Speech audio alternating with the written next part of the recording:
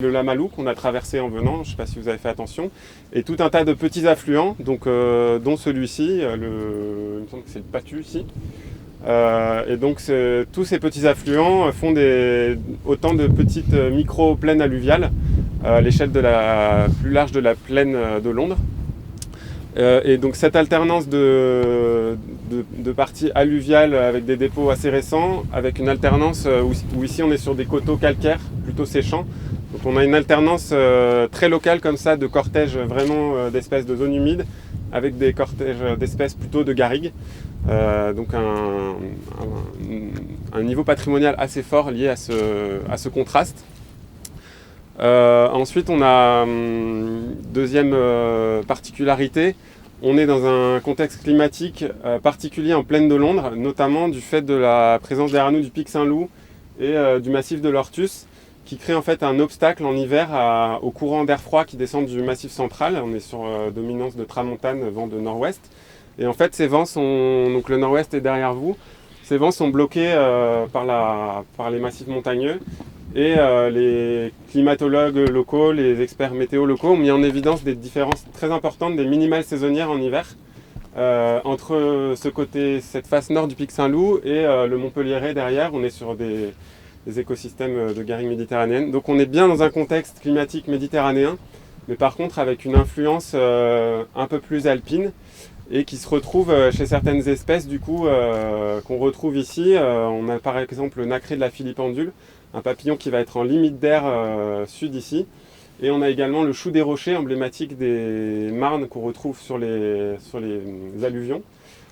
Qui est un chou qui est plutôt alpin, et une des seules stations non alpines de ce chou, c'est une petite plante rampante. On la retrouve ici en plaine de Londres.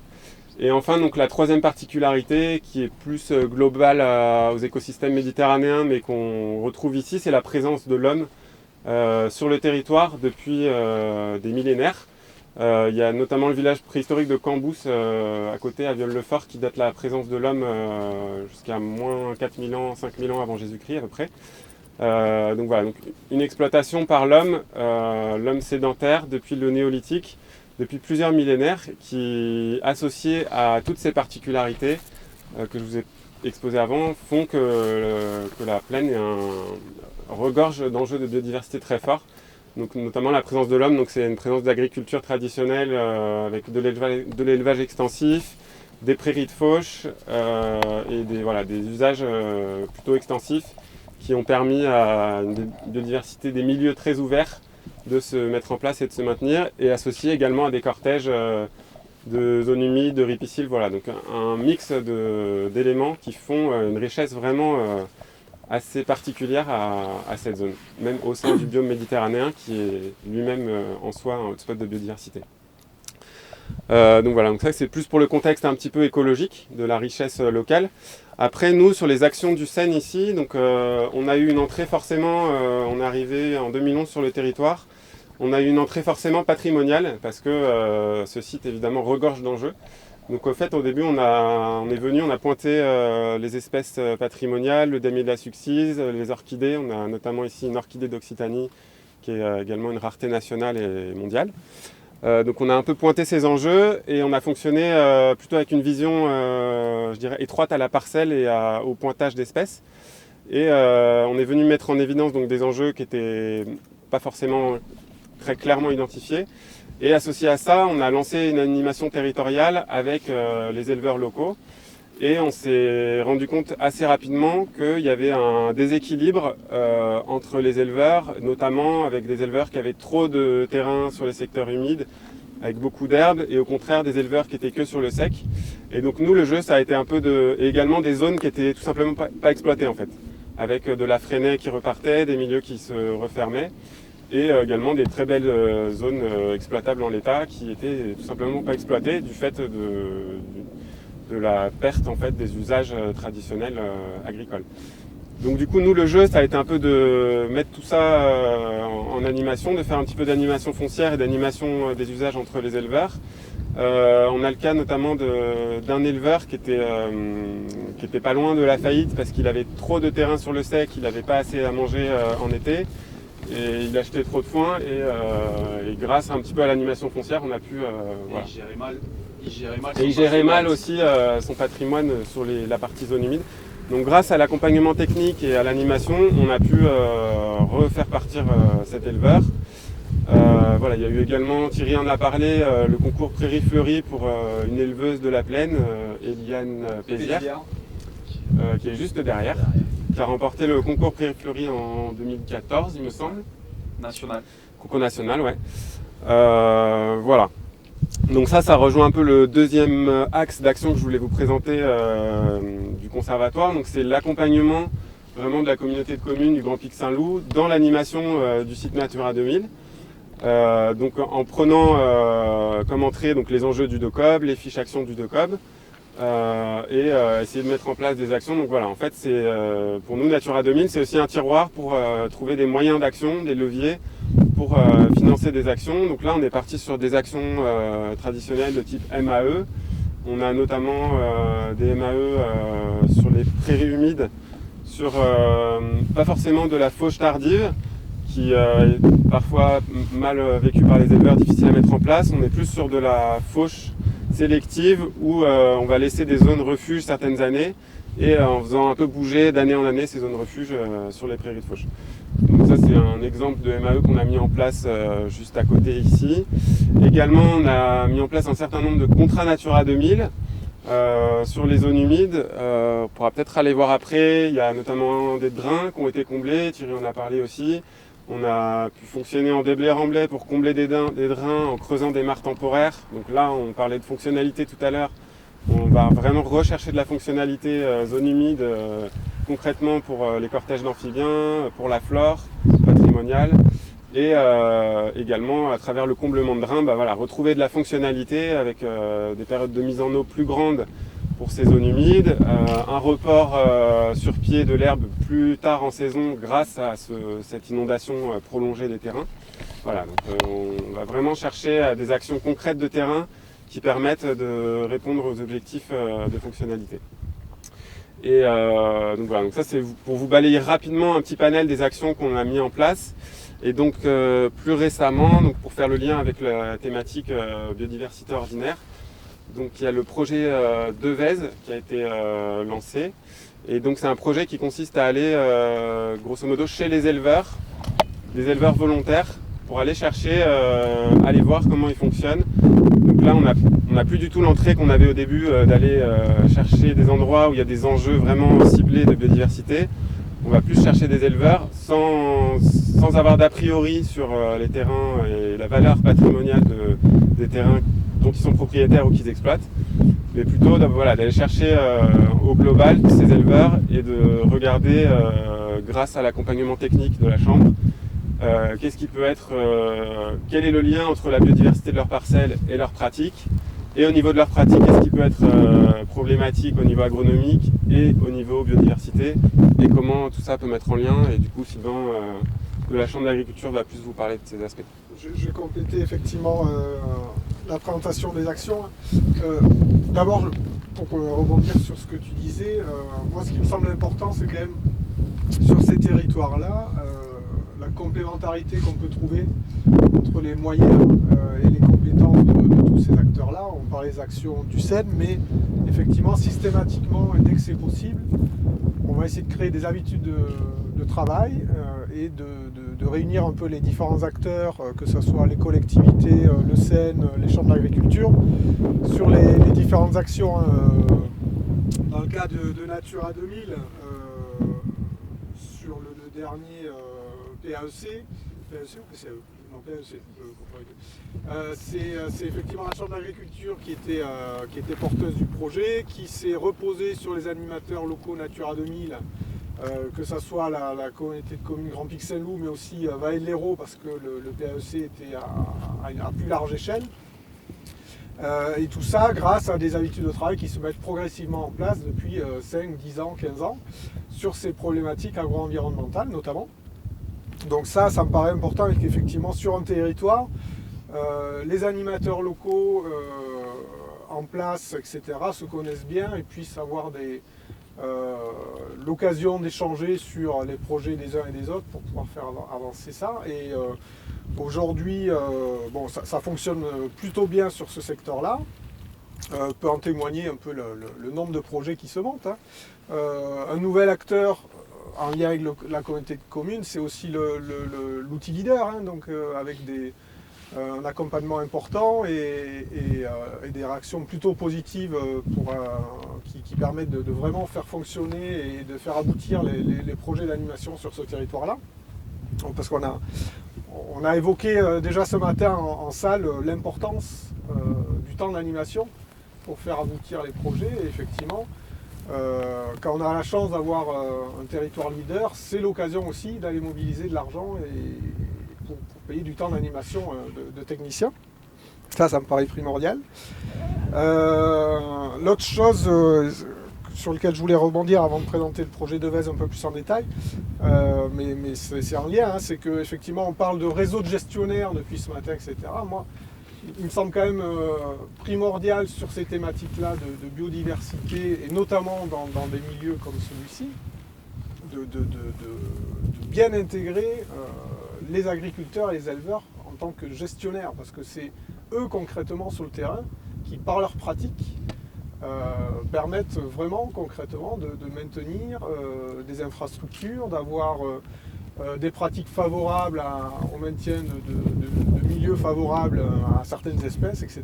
À condition qu'effectivement les complémentarités se trouvent avec les animateurs locaux, les compétences ad hoc pour les sensibiliser et les accompagner dans ces évolutions de pratiques ou ce maintien de pratiques. Hein. On parle de transition agroécologique, mais il ne faut pas aussi oublier qu'il y a un certain nombre de pratiques, notamment agro-éco-pastorales, qui sont aujourd'hui des pratiques très favorables et très favorables depuis très longtemps, qu'il s'agit non pas de faire évoluer, mais surtout de maintenir.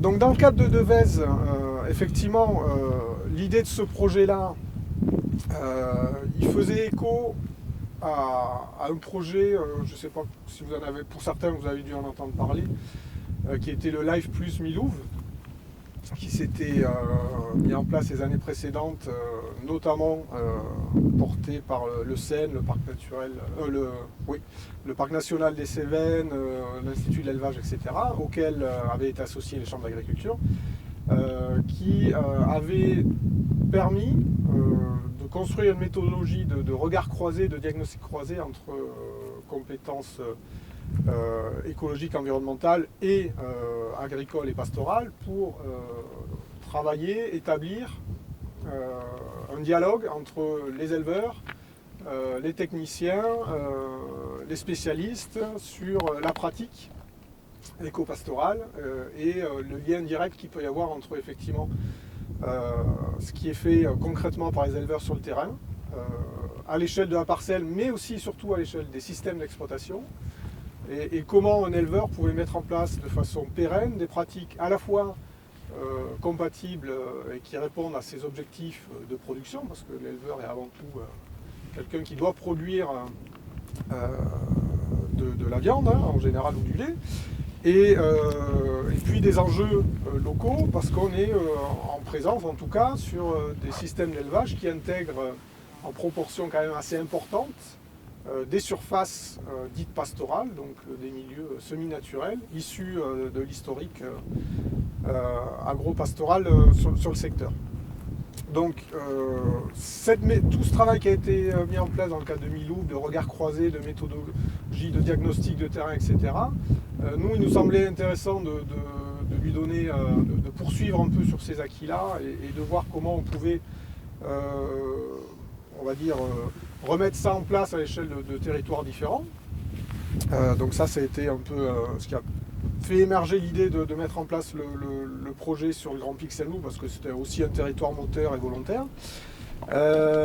Et on a donc construit un projet avec le Conservatoire d'espaces naturels sur une fiche du leader qui cible la sensibilisation et la valorisation des pratiques favorables à la biodiversité. Donc on appuie le projet Devèze sur un premier pilier qui nous semble central, c'est effectivement l'accompagnement des éleveurs. Donc au travers différentes étapes de diagnostic sur leur système, donc un diagnostic global de leur système d'exploitation pour bien comprendre leurs objectifs, ce qui les conduit à adopter telle ou telle pratique et comment effectivement fonctionne leur territoire. Une deuxième phase de diagnostic sur le terrain qui est conduite de préférence avec l'éleveur, donc où on va faire pendant une grosse demi-journée, voire une journée entière, le tour des parcelles avec l'éleveur, le SEN et la Chambre d'agriculture, donc moi-même au niveau du service pastoral, pour discuter, faire les constats de terrain, partager tout ça sur les milieux, les enjeux en place, les pratiques, répondre en direct à des questionnements que peut avoir l'éleveur sur sa gestion, etc. Donc tout ça, ça a déjà... ça nous semble très intéressant parce qu'il y a des retours positifs des éleveurs qu'on a vus sur le fait que effectivement, ces échanges leur apportent dans leur pratique.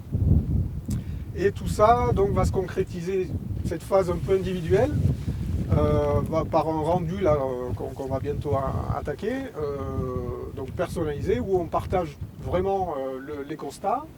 Et chez certains, on va aller jusqu'à leur proposer éventuellement des pistes d'action, ce qui peuvent être sur des points très particuliers de gestion de milieux particuliers, de refonte plus ou moins importante de leur calendrier de pâturage par exemple. On ne sait pas fermer les portes. L'idée c'est aussi dans le prolongement de tout le travail qui a pu se mettre en place dans le cadre des MAE sur ce territoire-là, parce qu'on est sur un territoire qui est très couvert par les sites Natura 2000, mais pas que, parce que dans le cadre du PAEC, on a ouvert aussi les zones d'action sur des secteurs tram, Plan National d'Action Bonelli ou Tram Verte. Donc on sortait un peu entre guillemets, du carcan Natura 2000, même s'il était assez large ici. Là, on sortait... on n'était plus dans ce contexte de discussion sur le terrain, de savoir où est-ce qu'on allait mettre la MAE, et combien ça allait rapporter, et quel cahier des charges en face, quel contrat. Bon, là, on est dans une discussion assez libre de terrain, concrètement, avec les éleveurs, où on échange sur, effectivement, concrètement du technique, purement, voilà, la gestion pastorale, le milieu, et on sort de la discussion sur l'enjeu financier derrière. Donc l'idée qu'il y a derrière, c'est que si on arrive à convaincre un éleveur du bien fondé de sa pratique pour maintenir tel ou tel enjeu sur son terrain, alors qu'il n'est pas question pour lui de mobiliser de l'argent derrière ou de pérenniser une MAE, etc. Si on le convainc sans cette question financière derrière, c'est que c'est beaucoup plus durable et beaucoup plus intéressant en termes de sensibilisation derrière. L'idée aussi sur cette thématique-là, c'était d'avoir une entrée un peu positive, de valorisation de la pratique. On n'est vraiment pas là pour mettre en évidence ce qui est mal fait. Alors, on ne s'empêche pas d'en discuter, mais on est là aussi pour mettre en évidence ce qui est bien fait et, dès que c'est possible, conforter l'éleveur dans ses bonnes pratiques et mettre le doigt sur le fait que ce qu'il fait à tel ou tel endroit, parce qu'il y a tel ou tel enjeu, il s'agit vraiment de le maintenir et de le valoriser. Dans un premier temps, chez lui. Dans un second temps, c'est prévu en deuxième année de projet auprès de ses pairs et de ses collègues. C'est-à-dire on va mettre en place une série d'ateliers collectifs où on va favoriser les échanges entre éleveurs rencontrés, mais aussi c'est des ateliers auxquels on va inviter l'ensemble des éleveurs d'un secteur un peu plus large de zone de garrigue pour échanger sur leurs pratiques. Et après, le troisième volet du projet, donc, qui est axé sur des objectifs notamment de sensibilisation et de valorisation, c'est de valoriser un peu toute cette matière qu'on a pu rassembler au sein de ces phases de diagnostic et d'échange auprès d'autres publics pour remettre en lumière l'intérêt de ces pratiques agro-éco-pastorales du territoire auprès de publics que sont les propriétaires fonciers, que sont les élus locaux et qui est le grand public.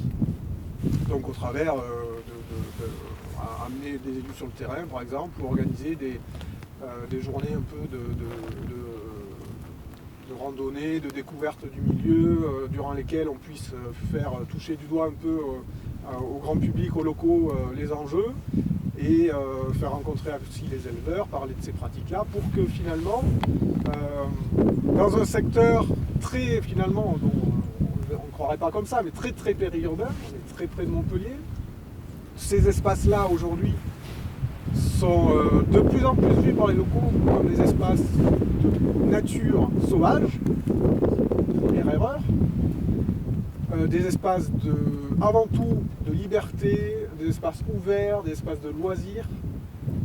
Donc peut-être revenir un peu sur tout ça et leur faire voir ces espaces différemment, en disant que ces espaces, avec tous les enjeux qui sont en place là, relèvent non pas d'une nature sauvage mais d'une nature anthropisée, avec encore des activités notamment pastorales en place, et donc qui reposent sur le maintien de ces activités-là, de voir ces espaces aussi au-delà des enjeux environnementaux, mais aussi comme des espaces de production sur lesquels des éleveurs pratiquent leur métier au quotidien, et que ça, effectivement, ça nécessite peut-être d'adopter des comportements différents. Donc nous, au sein durant les diagnostics, par exemple, on fait ressortir énormément de soucis de cohabitation d'activités.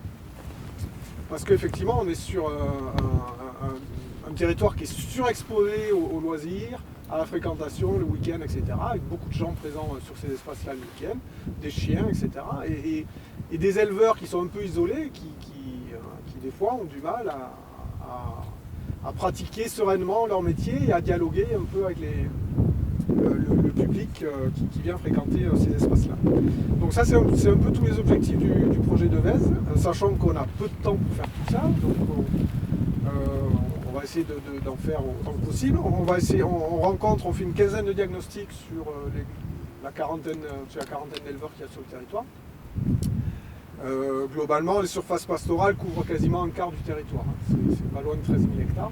Donc on ne va pas tout voir évidemment en 2 ans.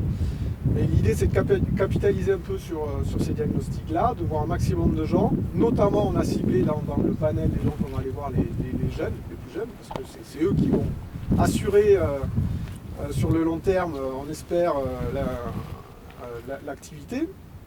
Et puis après, l'idée, c'est qu'à terme, on ait pu, si possible, on a cette mission, hein, développer des choses, des fonctionnements, des réseaux qui puissent être peut-être plus tard au-delà du projet, des 2 ans du projet, pérennisés. Voilà. C'est-à-dire que si on commence à initier, à faire émerger un groupe d'éleveurs qui peut être réuni régulièrement pour échanger, pouvoir s'appuyer sur ce groupe-là dans 2 ans, dans 3 ans, pour continuer à travailler là-dessus. Si on peut mettre en place un modèle de journée de découverte, etc., qu'on puisse éventuellement proposer, trouver de nouveaux partenaires pour essayer de le pérenniser au-delà des 2 ans. Voilà. Je parle beaucoup. Est-ce que vous avez des